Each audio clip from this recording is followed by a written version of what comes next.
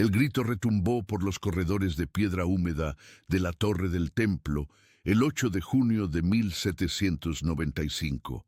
Un sonido que los guardias nunca olvidarían. No era un grito de dolor físico, sino el último suspiro de una monarquía milenaria que expiraba en las cuerdas vocales de un niño de 10 años. Luis Carlos de Francia, otrora Delfín de Francia, el niño que debería haber sido rey, exhalaba su último aliento sobre un colchón podrido, mientras su cuerpo enjuto temblaba por última vez antes de sucumbir a la inmovilidad eterna. En ese instante no moría solo un niño, sino el fin de un linaje que había gobernado Francia por más de 800 años. 3 años antes, en 1792, aquel mismo niño corría por los jardines dorados de Versalles, sus mejillas rosadas reflejando la luz filtrada a través de las ventanas de cristal del palacio más magnífico de Europa. Luis Carlos era entonces el centro de un universo de seda, oro y poder absoluto. Sus cabellos rubios caían en rizos perfectamente peinados por criados que conocían cada hebra de su cabeza real, y sus ojos azules, los mismos ojos de sus ancestros, Borbón, brillaban con la inocencia de quien nace destinado a gobernar a millones de súbditos. El aroma de rosas y jazmín impregnaba sus aposentos, donde tapices bordados contaban historias de gloria militar y conquistas reales. Era el segundo hijo del rey Luis XVI y de la reina María Antonieta, pero cuando su hermano mayor, Luis José, murió en 1789, el destino lo elevó a la posición de heredero del trono más poderoso de Europa. En aquellos días dorados, el pequeño Delfín despertaba al son de músicas interpretadas por virtuosos de la corte, mientras decenas de nobles aguardaban en las antesalas solo por el honor de verlo desayunar. Sus juguetes eran obras de arte creadas por los mejores artesanos de París. Soldaditos de plata maciza, caballos de madera tallada a mano, libros ilustrados con pan de oro. Cada comida era una ceremonia, cada paseo una procesión, cada palabra una pequeña ley que los adultos a su alrededor cumplían con devoción casi religiosa. María Antonieta, su madre, lo colmaba de besos y caricias, sus vestidos de seda susurraban, mientras ella susurraba promesas de un futuro glorioso en sus oídos infantiles. «Serás el rey más amado de Francia, mon petit dauphin», le decía, mientras sus lágrimas de felicidad caían sobre el cabello sedoso del hijo. El palacio de Versalles era su reino particular. En el Salón de los Espejos jugaba a las escondidas entre las columnas de mármol, mientras la luz del sol creaba arcoíris en los candelabros de cristal sobre su cabeza. Los jardines se extendían hasta donde alcanzaba la vista. Fuentes danzantes, laberintos de rosas, pabellones donde músicos tocaban solo para su entretenimiento. Por la noche, cuando se encendían las velas, el palacio se transformaba en un cuento de hadas luminoso, y el pequeño príncipe se dormía en sábanas de seda bordadas con el escudo real, rodeado del amor incondicional de una corte que existía solo para servirle. Pero los vientos de la historia ya soplaban en las calles de París. En 1789, año en que Luis Carlos se convirtió en Delfín, la Revolución Francesa empezó a rugir como una tormenta distante que gradualmente se acercaba a las puertas doradas de Versalles. Las primeras noticias llegaban filtradas por los cortesanos, susurradas en rincones oscuros de los pasillos. El pueblo estaba inquieto, se habían convocado los estados generales, corrían rumores de motines y protestas. Pero dentro de los muros del palacio, protegido por guardias reales y por la ilusión de la eternidad monárquica, el niño continuaba con su rutina real, ajeno a las tormentas que se formaban más allá de su mundo de oro y cristal. María Antonieta comenzó a notar las primeras grietas en la fachada perfecta de su vida. Sus damas de compañía cuchicheaban entre ellas. Algunos nobles desaparecían sin explicación, y las reuniones secretas entre Luis XVI y sus ministros se volvían más frecuentes y tensas. El olor al miedo empezó a mezclarse con el perfume de rosas en los pasillos del palacio. Por la noche, la reina abrazaba a su hijo con más fuerza, como si pudiera protegerlo del mundo que se desmoronaba afuera. «No te preocupes, mamán», decía el niño con su voz cristalina. «Papá es el rey, nada nos puede pasar».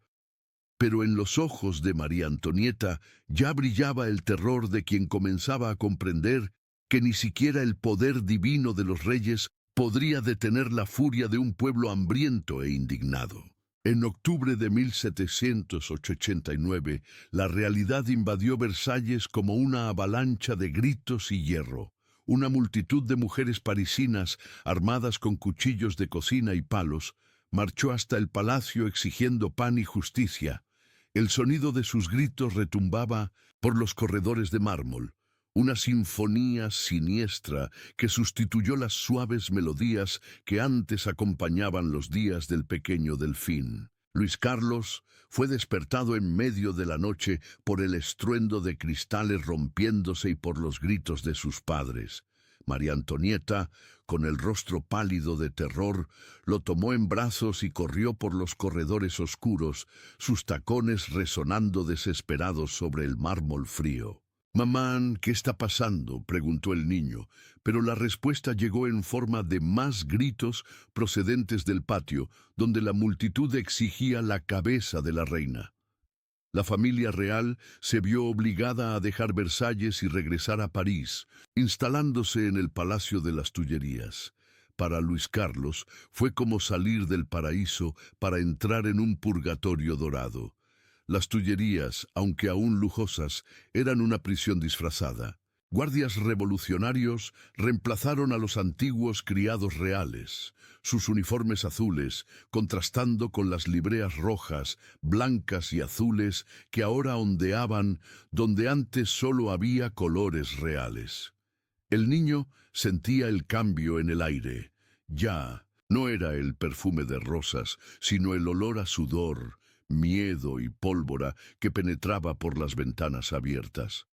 A veces, desde el balcón de sus aposentos, podía ver multitudes reunidas en la plaza, puños en alto y voces unidas en cánticos revolucionarios que hacían temblar los cristales de las ventanas. Los juguetes de oro fueron gradualmente reemplazados por objetos más sencillos. Los criados que quedaban hablaban en susurros, con los ojos siempre vigilantes, como si esperaran en cualquier momento la llegada de soldados revolucionarios. María Antonieta seguía intentando mantener una apariencia de normalidad para su hijo, pero sus manos temblaban al peinarle el pelo y sus lágrimas caían silenciosas sobre los hombros del niño durante los abrazos nocturnos. Luis XVI, antes una figura paternal fuerte y segura, ahora parecía un hombre quebrado, los hombros encorvados por el peso de una corona que se había convertido más en carga que en honor. «¿Papá está triste?», preguntaba Luis Carlos, y el rey lo abrazaba con fuerza, como si quisiera transmitirle con el abrazo toda la protección que ya no podía ofrecer. Las lecciones del pequeño Delfín también cambiaron. Los tutores reales, aquellos maestros eruditos que le enseñaban latín, historia y matemáticas, fueron reemplazados por figuras más austeras enviadas por el nuevo gobierno revolucionario. En lugar de historias gloriosas sobre reyes conquistadores, ahora escuchaba conferencias sobre igualdad, fraternidad y los crímenes de la aristocracia. El choque fue brutal para una mente infantil acostumbrada a venerar a sus antepasados. «¿Por qué dicen que el abuelo Luis XV era malvado?», preguntaba confundido. Pero las respuestas llegaban cargadas de una ideología que no lograba comprender, generando una disonancia dolorosa entre el amor que sentía por su familia y las acusaciones que escuchaba a diario. El 20 de junio de 1791, la familia real intentó huir de París en un desesperado intento por escapar del cerco revolucionario que se apretaba cada vez más. Luis Carlos fue vestido como un niño común. Le cortaron el cabello de manera sencilla y sus ropas de seda fueron reemplazadas por telas rústicas. La huida, conocida como la fuga de Varennes, fue su primera experiencia real con el mundo fuera de los palacios. Durante horas viajó en una carroza estrecha e incómoda, oliendo el fuerte aroma del cuero viejo y escuchando los ruidos escalofriantes del camino. Por primera vez en su vida, vio de cerca a campesinos con ropas raídas y rostros marcados por el hambre. La realidad de la Francia que algún día gobernaría se reveló ante sus ojos de forma brutal e inesperada. Pero la fuga fue descubierta en Varennes y la familia real fue traída de vuelta a París bajo escolta militar.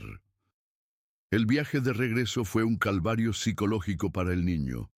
Multitudes se reunían a lo largo del camino para insultar y escupir en la carroza, sus rostros contraídos por la ira. «¡Muerte a los tiranos!», gritaban, y Luis Carlos se encogía en el regazo de su madre, intentando comprender por qué aquellas personas que deberían amarlo como súbditos ahora parecían odiarlo con una intensidad aterradora. María Antonieta se tapaba los oídos con las manos, pero no lograba bloquear completamente los sonidos de la multitud enfurecida que los seguía como una jauría sedienta de sangre. De regreso a las Tullerías, la prisión se volvió aún más opresiva. Los guardias eran más numerosos y hostiles, y la familia real vivía bajo vigilancia constante. Luis Carlos ya no podía jugar libremente por los jardines. Cada movimiento era observado y cada palabra podía ser reportada a los líderes revolucionarios. El niño comenzó a desarrollar una ansiedad constante. Sus ojos siempre buscaban señales de peligro y sus noches eran perturbadas por pesadillas en las que multitudes, gritando, invadían sus sueños. El olor al miedo se convirtió en una presencia permanente en el palacio, mezclado con el hedor de la comida simple y barata que había reemplazado los banquetes reales. En 1792, la situación se deterioró drásticamente. La guerra había empezado y los ejércitos extranjeros avanzaban hacia París, prometiendo restaurar la monarquía por la fuerza. Pero en lugar de traer esperanza, esas noticias intensificaron la paranoia revolucionaria. Luis Carlos escuchaba conversaciones susurradas sobre traidores y enemigos del pueblo, palabras que se referían directamente a su familia. El palacio fue invadido varias veces por multitudes revolucionarias, y en cada incursión el niño era escondido en habitaciones secretas, temblando de miedo mientras oía los gritos y el estrépito de los muebles rompiéndose. «¿Vamos a morir, mamán?», preguntaba él, y María Antonieta con lágrimas en los ojos respondía: «No, mon chéri, Dios nos protegerá». Pero su voz temblaba de una forma que contradecía sus palabras. El 10 de agosto de 1792, el Palacio de las Tullerías fue asaltado por una multitud enfurecida.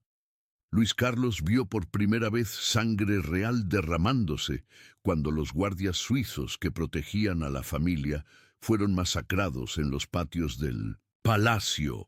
El olor metálico de la sangre se mezcló con la pólvora y el sudor, creando una atmósfera de horror que quedó grabada para siempre en su memoria infantil. La familia real se vio forzada a buscar refugio en la Asamblea Nacional, donde permanecieron durante horas, en una pequeña habitación estrecha, escuchando los gritos de la multitud que exigía sus cabezas. Luis Carlos se aferraba a las faldas de su madre, su pequeño cuerpo temblando incontrolablemente, mientras María Antonieta susurraba oraciones en su oído, sus lágrimas mojando el cabello del hijo. A partir de ese día, la familia real fue transferida a la Torre del Templo, una fortaleza medieval en el corazón de París que se convertiría en su prisión definitiva. El cambio fue brutal para Luis Carlos. De los salones dorados y jardines perfumados, fue arrojado a habitaciones de piedra fría, húmeda y oscura. Las ventanas eran pequeñas y estaban cerradas con rejas, dejando pasar apenas una luz gris y triste que mal iluminaba los muebles simples y desgastados. El olor era a moho, orina y desesperanza, una combinación asfixiante que reemplazó para siempre los lujosos perfumes de su infancia. Por la noche, ratas corrían por las paredes y el niño se encogía en su cama dura, intentando no escuchar los sonidos siniestros que resonaban por los corredores de piedra. En la torre del templo, la rutina real se derrumbó por completo. Ya no había ceremonias, ni criados respetuosos, ni la ilusión de que él era especial.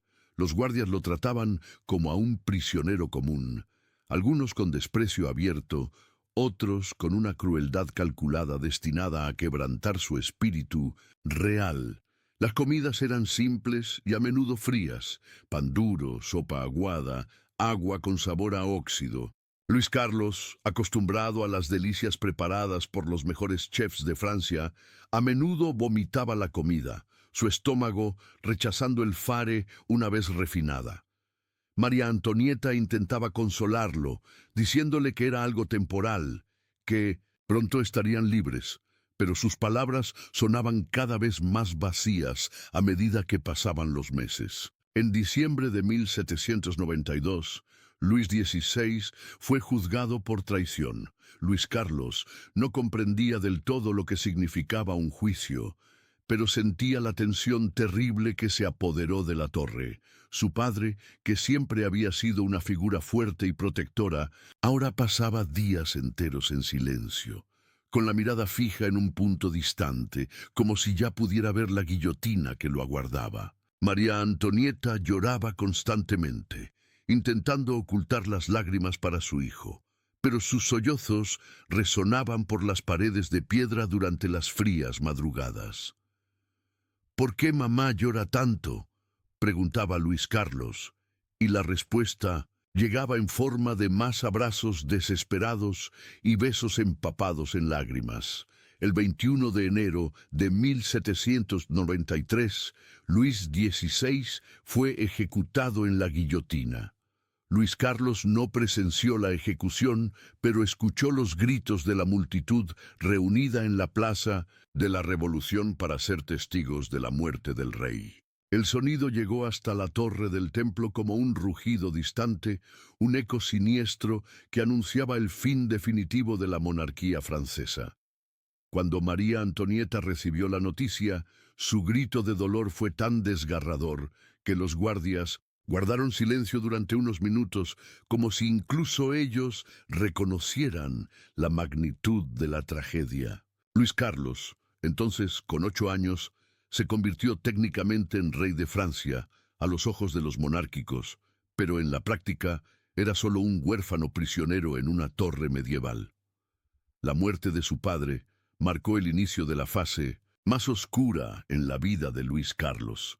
María Antonieta se sumió en una depresión profunda, pasando días enteros sin hablar. Su cabello, antes peinado con perfección, ahora estaba descuidado y sucio. Ella abrazaba a su hijo con una intensidad desesperada, como si quisiera protegerlo de un mundo que se había vuelto profundamente hostil. «Tú eres el rey ahora, Montfils», susurraba en su oído, pero aquellas palabras sonaban más como una maldición que como una bendición. El niño sentía el peso de una corona invisible sobre su cabeza, una carga que sus hombros infantiles no podían soportar. Los guardias comenzaron a tratar a Luis Carlos con una crueldad cada vez más sistemática. Sabían que era técnicamente el rey, y eso los llenaba de un sadismo revolucionario que se manifestaba en pequeñas humillaciones diarias. Lo obligaban a usar ropas sucias, le negaban agua para lavarse y le hacían comer con las manos como si fuera un animal. Veremos si su majestad todavía se siente real después de esto, decían con sonrisas crueles, mientras el niño intentaba mantener su dignidad ante las humillaciones. El olor a su propia suciedad se mezclaba con el moho de las paredes, creando una atmósfera de degradación física y moral que corroía su alma infantil. En julio de 1793, María Antonieta fue separada de su hijo y trasladada a la conciergerie, donde esperaría su propio juicio. La separación fue devastadora para Luis Carlos. Por primera vez en su vida, se quedó completamente solo, sin el amor protector de su madre, quien había sido su única constante durante los años de prisión. María Antonieta fue arrastrada por los guardias mientras gritaba el nombre de su hijo, sus uñas arañando las paredes de piedra en un desesperado intento por volver a su lado. «¡Mamán! ¡Mamán!», gritaba Luis Carlos, sus pequeños puños golpeando la puerta de hierro que se cerró entre ellos para siempre. El eco de sus gritos se perdió en los corredores vacíos de la torre, mezclándose con el sonido de pasos que se alejaban y nunca más regresarían. Solo en la torre del templo, Luis Carlos comenzó a decaer física y emocionalmente. Sin el cuidado materno, su higiene se deterioró rápidamente. Su cabello rubio se enredó y ensució, su piel pálida adquirió un tono enfermizo, y sus ojos azules perdieron el brillo de la infancia. Los guardias, ahora sin la presencia de María Antonieta para moderar su crueldad, intensificaron los malos tratos. Lo despertaban a mitad de la noche con gritos e insultos, lo obligaban a cantar canciones revolucionarias que se burlaban de su familia, lo forzaban a decir groserías y blasfemias que herían su alma católica. «Di que tu padre era un tirano», ordenaban, y cuando él se negaba, lo privaban de comida durante días. En octubre de 1793, María Antonieta fue ejecutada en la guillotina. Luis Carlos no se enteró de inmediato de la muerte de su madre, pero sintió un cambio terrible en el aire de la torre. Los guardias parecían más crueles, sus sonrisas más siniestras, como si la última barrera moral hubiera caído. Cuando finalmente le contaron sobre la ejecución, el niño no gritó ni lloró, simplemente se quedó en silencio durante horas, con la mirada fija en la pared de piedra, como si intentara procesar un dolor demasiado grande para su mente infantil. Comprender. En ese momento, Luis Carlos no era solo un prisionero, era un huérfano absoluto, el último sobreviviente de una dinastía milenaria que había sido borrada de la historia por la furia revolucionaria. Tras la muerte de María Antonieta, Luis Carlos comenzó a encerrarse en sí mismo. Hablaba cada vez menos, comía solo lo suficiente para sobrevivir y pasaba horas mirando por la pequeña ventana con rejas de su habitación como si esperara ver algo que nunca llegaría. Sus pesadillas se intensificaron. Soñaba con guillotinas que cortaban las cabezas de todos a quienes amaba, con multitudes que gritaban su nombre antes de matarlo, con palacios en llamas y jardines cubiertos de sangre. Despertaba gritando casi todas las noches, sudando y temblando, pero no había nadie para consolarlo. Los guardias simplemente reían de sus terrores nocturnos, diciendo que era lo que se merecía por ser hijo de tiranos. El aislamiento comenzó a afectar gravemente la mente de Luis Carlos. Empezó a hablar solo, creando amigos imaginarios que reemplazaban a la familia perdida. A veces los guardias lo escuchaban hablando con mamán y papa, susurrando conversaciones enteras con fantasmas que solo él podía ver. «Sí, mamán, estoy siendo fuerte», decía al aire vacío, mientras sus lágrimas caían silenciosas sobre el suelo de piedra fría. La realidad y la fantasía comenzaron a mezclarse en su mente traumatizada, creando un mundo interno donde aún era amado y protegido, aunque su realidad externa fuera de abandono y crueldad. La salud física de Luis Carlos también empezó a deteriorarse rápidamente. La mala alimentación, la falta de higiene y el estrés constante cobraron su precio en un cuerpo que todavía pertenecía a un niño. Desarrolló problemas de piel, sus dientes empezaron a pudrirse y un crecimiento anormal en su rodilla derecha se volvió cada vez más doloroso y visible. El tumor, pues eso parecía ser, crecía lentamente, deformando su pierna y causándole dolores constantes que él trataba de ocultar para no ofrecer a los guardias más motivos para humillarlo. El olor a infección comenzó a emanar de su cuerpo, mezclándose con el moho de la torre en una combinación nauseabunda que incluso hacía retroceder a los guardias más crueles. En julio de 1794, Robespierre fue ejecutado y el período del terror llegó a su fin. Pero para Luis Carlos, aislado en su torre, ese cambio político pasó desapercibido. Seguía siendo prisionero, seguía sufriendo y continuaba marchitándose lentamente en la absoluta soledad. Llegaron nuevos guardias, algunos incluso más humanos que los anteriores, pero el daño ya estaba hecho. El niño que una vez fue el centro de un universo de lujo y poder, ahora era apenas una sombra de sí mismo, un espectro que deambulaba por los corredores de una prisión medieval. Durante el invierno de 1794-1795, las condiciones en la torre del templo se volvieron aún peores. El frío penetraba por las paredes de piedra, y Luis Carlos no tenía ropa adecuada para protegerse. Sus labios adquirieron un tono azulado permanente. Sus dedos se hincharon por el frío y una tos seca y persistente resonaba en su habitación durante las noches heladas. El olor a enfermedad se intensificó. No solo la del tumor en su pierna, sino el hedor dulce y nauseabundo de un cuerpo que moría lentamente. Empezó a tener fiebres frecuentes, delirando durante horas, llamando a su madre y a su padre, como si aún pudieran venir a salvarlo. En sus delirios febriles, Luis Carlos revivía los días dorados de Versalles. Hablaba de caballos de oro, jardines perfumados y música celestial, como si su mente intentara escapar de la sórdida realidad que lo rodeaba. «Mira, mamán, los jardines están floreciendo», le decía a las paredes vacías, sus ojos brillando con una luz febril que resultaba más aterradora que alentadora. Los guardias, inicialmente divertidos con sus devaneos, empezaron a inquietarse ante la intensidad de sus visiones. Había algo profundamente perturbador en ver a un niño tan joven perdido entre la realidad y la fantasía, especialmente cuando ese niño había sido el heredero del trono más poderoso de Europa. El tumor en su pierna creció tanto que Luis Carlos apenas podía caminar. Cojeaba dolorosamente por la habitación, apoyándose en las paredes húmedas para no caer.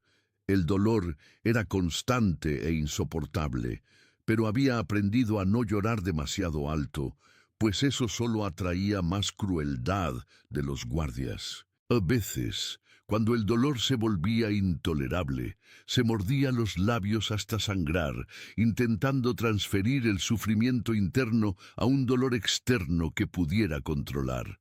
El sabor de la sangre en su boca se volvió familiar, un sabor metálico que lo acompañaba en sus días de agonía.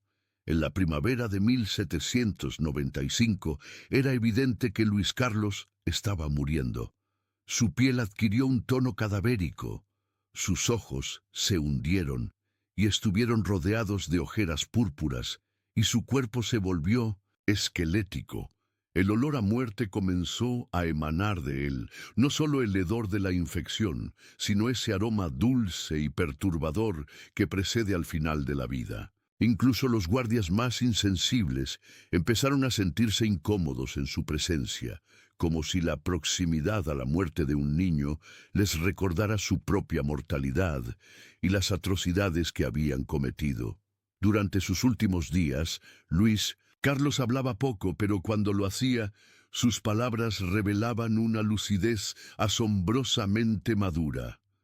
«Los perdono», dijo una vez a uno de los guardias con una voz tan débil que apenas se le escuchaba. «Mamán me enseñó que debemos perdonar a nuestros enemigos».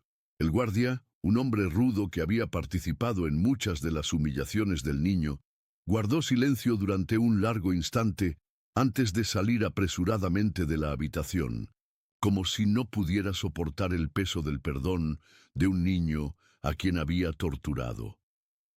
El 8 de junio de 1795, Luis Carlos despertó más débil que nunca.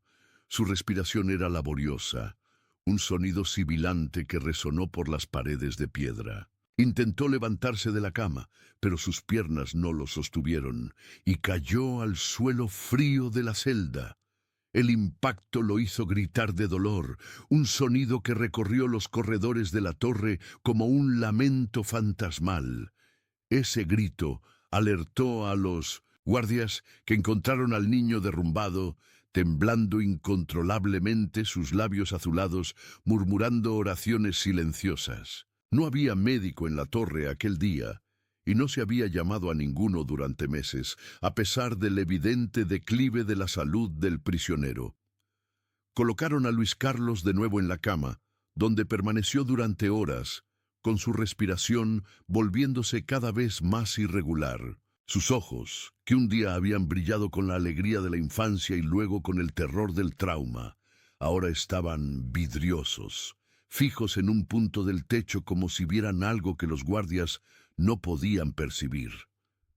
«¿Mamán?», susurró por última vez, con una voz casi inaudible. «Je viens, me voy». A las 2 de la tarde del 8 de junio de 1795, Luis Carlos de Francia murió. No hubo ceremonia ni duelo oficial, ni reconocimiento de que el último rey legítimo de Francia había exhalado su último suspiro en una celda fría y húmeda.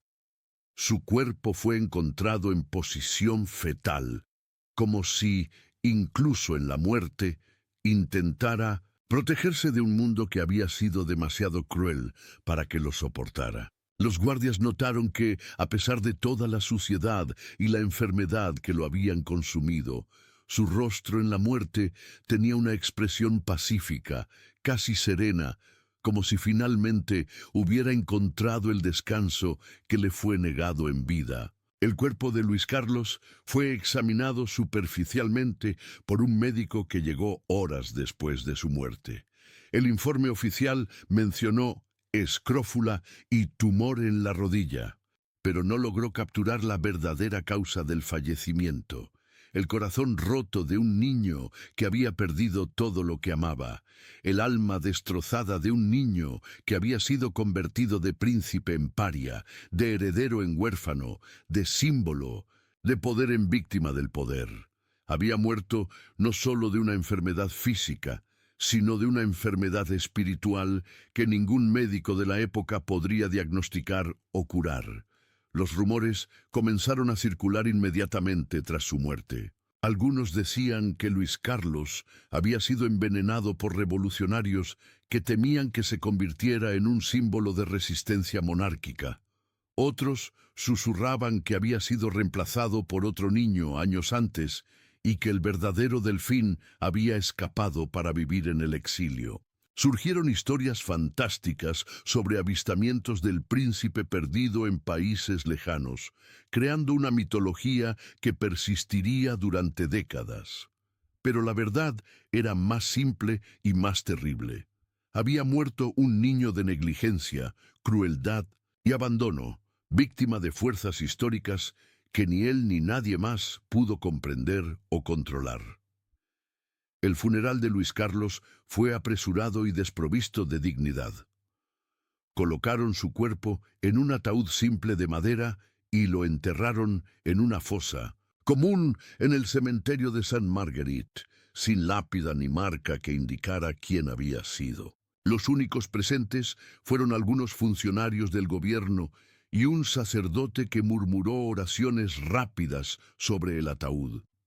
No hubo flores, no hubo música, no hubo lágrimas oficiales. Solo la tierra fría cubriendo los restos mortales de 1900, una monarquía que había gobernado Francia por más de 8 siglos. Pero la muerte de Luis Carlos resonó más allá de las paredes de la torre del templo. En Europa, los monárquicos exiliados recibieron la noticia con horror e indignación. Cartas desesperadas circularon entre las cortes europeas, describiendo el trato brutal que se le había dado al último rey de Francia. «Han matado a un niño», escribió un noble austríaco en una carta que sobrevivió en los archivos. No solo ejecutaron a un rey, sino que asesinaron la propia infancia, la propia inocencia. Que Dios los perdone, porque la historia no perdonará. Estas palabras resultaron proféticas, pues la muerte de Luis Carlos se convertiría en uno de los episodios más oscuros y controvertidos de la Revolución Francesa, un símbolo eterno de la capacidad humana para la crueldad, incluso contra los más inocentes. En los años que siguieron a su muerte, investigaciones revelaron detalles aún más perturbadores sobre sus últimos años. Documentos encontrados en los archivos de la Torre del Templo describían un régimen de tortura psicológica sistemática. Los guardias habían recibido instrucciones específicas para quebrantar el espíritu del niño, transformándolo de símbolo real a criatura abyecta que renunciaría públicamente a su herencia monárquica. Informes secretos mencionaban técnicas de privación de sueño, aislamiento sensorial y humillación sexual que se aplicaban metódicamente para destruir su identidad real. El objetivo, decía un documento oficial descubierto décadas después, es convertir al lobo en cordero, al rey en mendigo, al símbolo en nada. La autopsia realizada siglos después, cuando el corazón momificado de Luis Carlos fue descubierto y analizado con tecnología moderna, reveló evidencias de desnutrición severa, abuso físico prolongado y trauma psicológico extremo. Los huesos mostraban signos de crecimiento interrumpido, consistente con años de alimentación inadecuada y estrés crónico. El ADN confirmó que era realmente el hijo de María Antonieta y Luis XVI, dejando sin fundamento para siempre las teorías de sustitución que habían circulado por 2 siglos. Había muerto exactamente donde y cuándo indicaban los registros oficiales, solo, abandonado y torturado hasta la muerte en una celda húmeda. Pero quizá el aspecto más perturbador de la tragedia de Luis Carlos fue revelado en diarios personales de algunos de los guardias que sobrevivieron al período revolucionario. Décadas después, cercanos a la muerte, algunos de ellos confesaron por escrito los detalles de su crueldad. Un guardia llamado Simón escribió en 1820: «Vi al niño transformarse de príncipe en fantasma. Sus ojos perdieron primero la alegría, luego la esperanza, luego la cordura y finalmente la vida. No solo matamos a un rey, sino que matamos a un niño inocente, y esa culpa me acompaña hasta la tumba. Cada noche escucho sus gritos pidiendo a su madre. Cada noche veo su carita pálida suplicándome misericordia que nunca ofrecí». Otro guardia llamado Lorenzo fue aún más específico en sus confesiones. Lo obligábamos a presenciar representaciones de ejecuciones de su familia. Contábamos detalles gráficos sobre cómo habían muerto sus padres. Describíamos el sonido de la guillotina cortando sus cuellos. Imitábamos los gritos de María Antonieta cuando supo que sería ejecutada. El niño lloraba tanto que a veces vomitaba.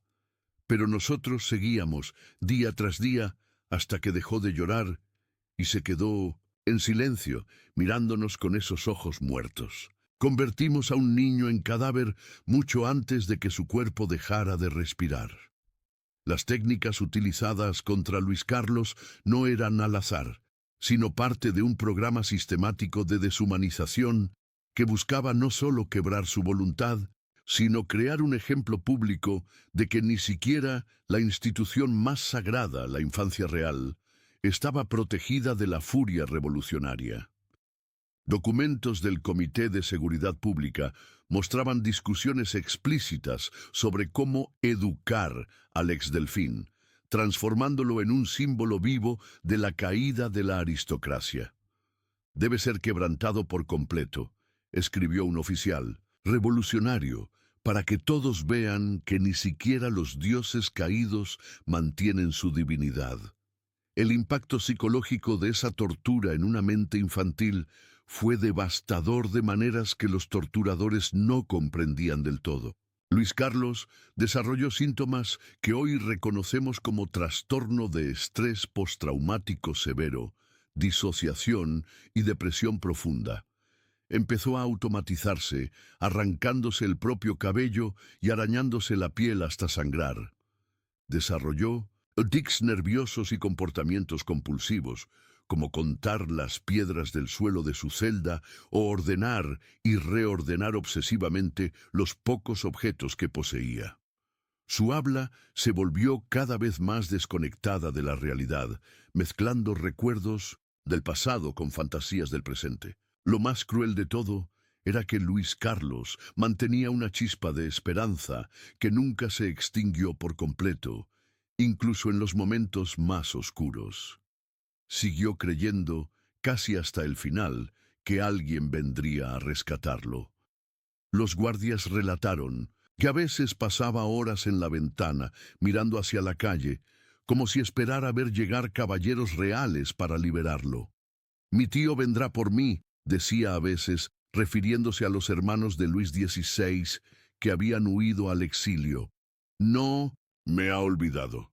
Esa esperanza, que debía haber sido un alivio, se convirtió en otra forma de tortura, pues cada día que pasaba sin rescate era una nueva traición a sus esperanzas infantiles.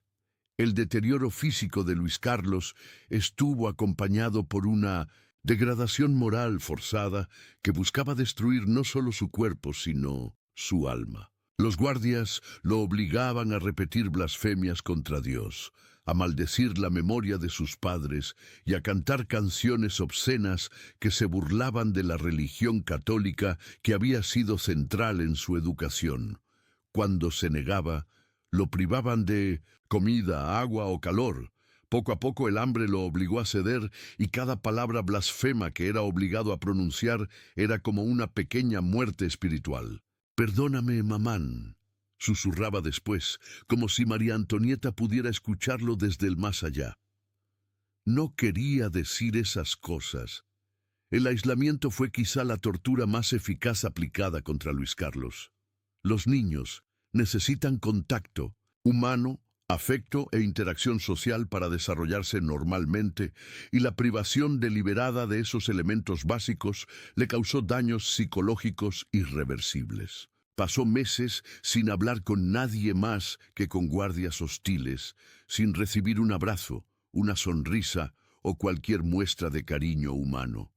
Empezó a abrazarse a sí mismo, balanceándose de adelante hacia atrás durante horas, intentando reproducir físicamente el consuelo maternal que le había sido arrebatado. El sonido de su balanceo compulsivo resonaba por los corredores de la torre durante las madrugadas, un ritmo hipnótico y perturbador que incluso perturbaba a los guardias más endurecidos.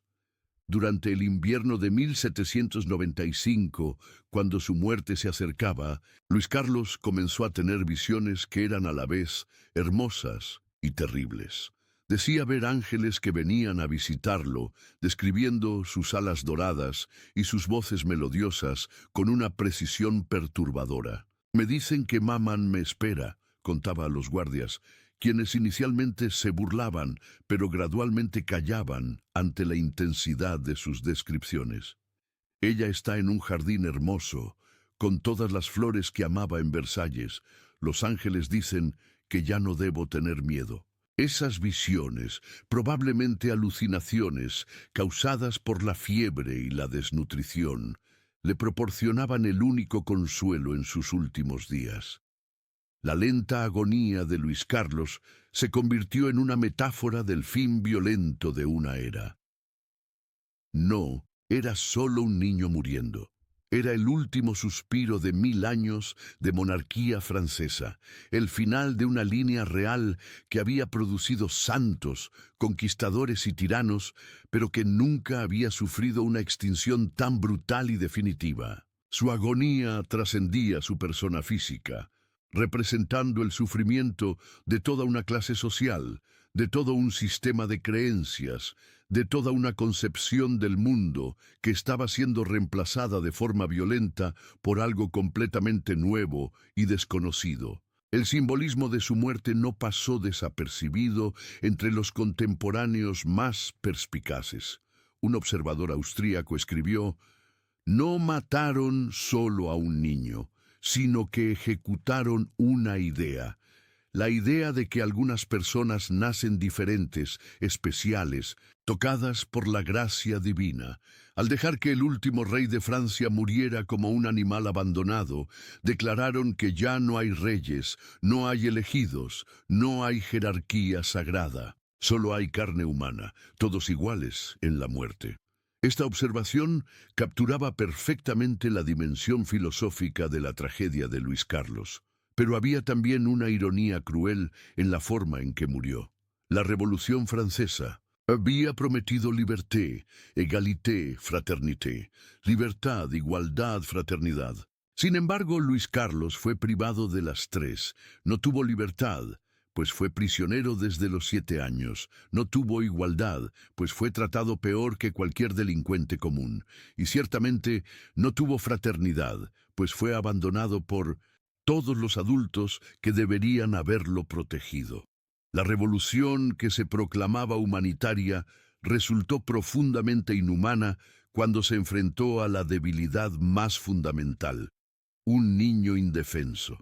La torre del templo, donde Luis Carlos pasó sus últimos años, se convirtió, después de su muerte, en un lugar de peregrinación silenciosa para monárquicos y curiosos. Durante décadas, la gente venía a mirar las ventanas enrejadas donde el último rey había languidecido, intentando imaginar los horrores que habían ocurrido dentro de esos muros medievales.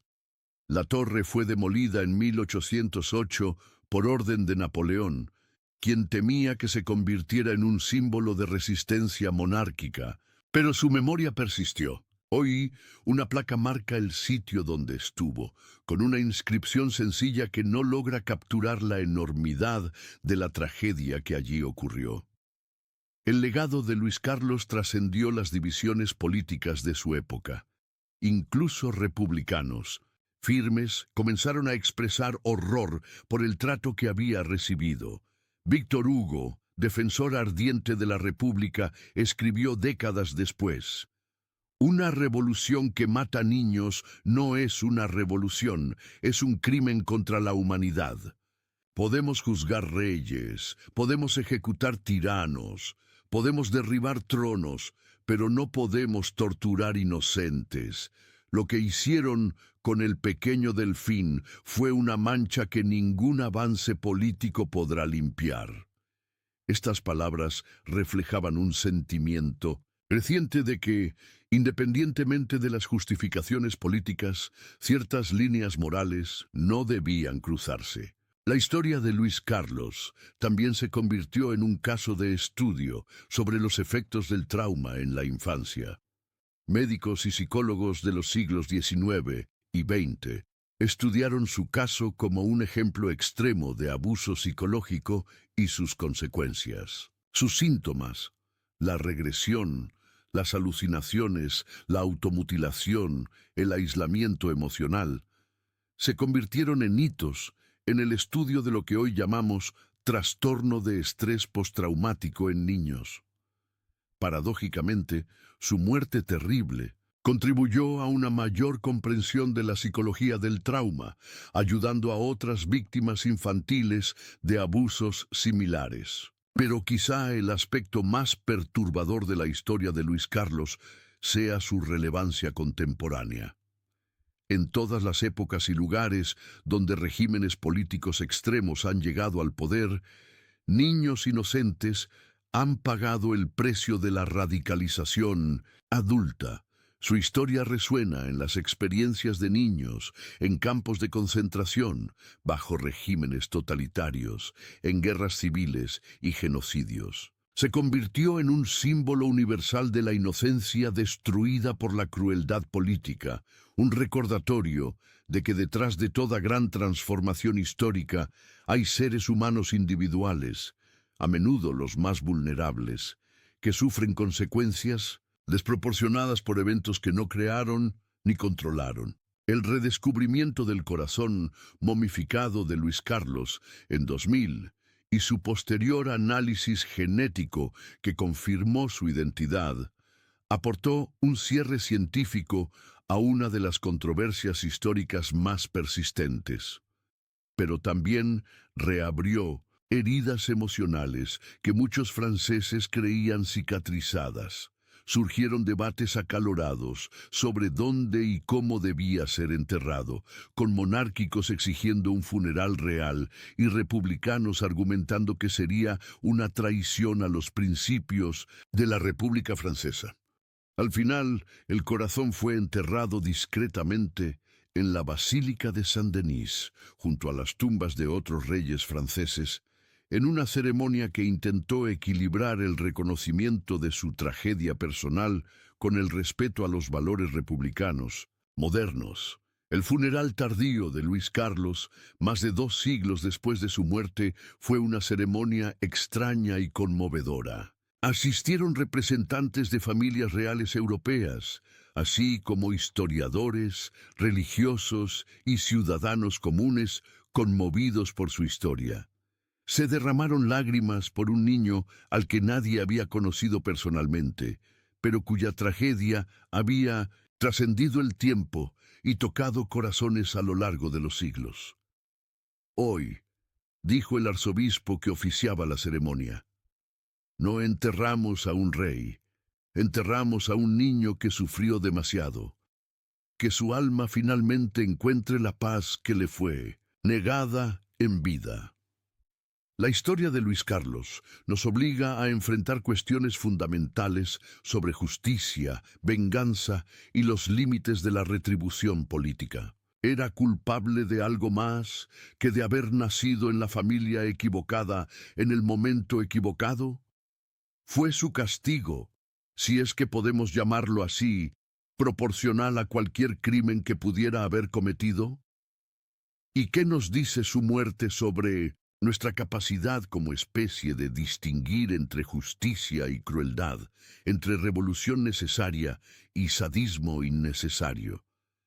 Estas preguntas no tienen respuestas fáciles, pero persisten porque la historia de Luis Carlos toca algo profundo en la condición humana. Nos recuerda que detrás de todos los grandes eventos históricos, revoluciones, guerras, transformaciones sociales, hay individuos cuyas vidas son destrozadas por fuerzas que no pueden controlar ni comprender. Nos desafía a recordar que la justicia que no protege a los inocentes no es justicia verdadera, y que una revolución que devora a sus propios niños no merece llamarse progreso. Luis Carlos de Francia murió a los 10 años, pero su muerte resonó a lo largo de los siglos como un grito silencioso contra la crueldad humana. Se convirtió en más que una víctima histórica.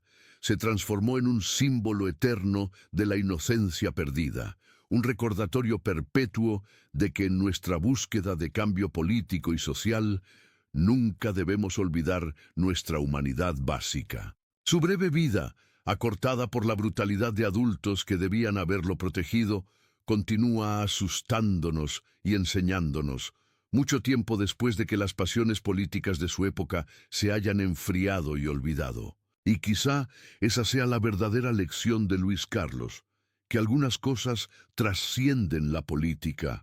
Algunas verdades son más importantes que las ideologías y ciertos crímenes contra la humanidad no pueden justificarse por ninguna causa, por más noble que parezca.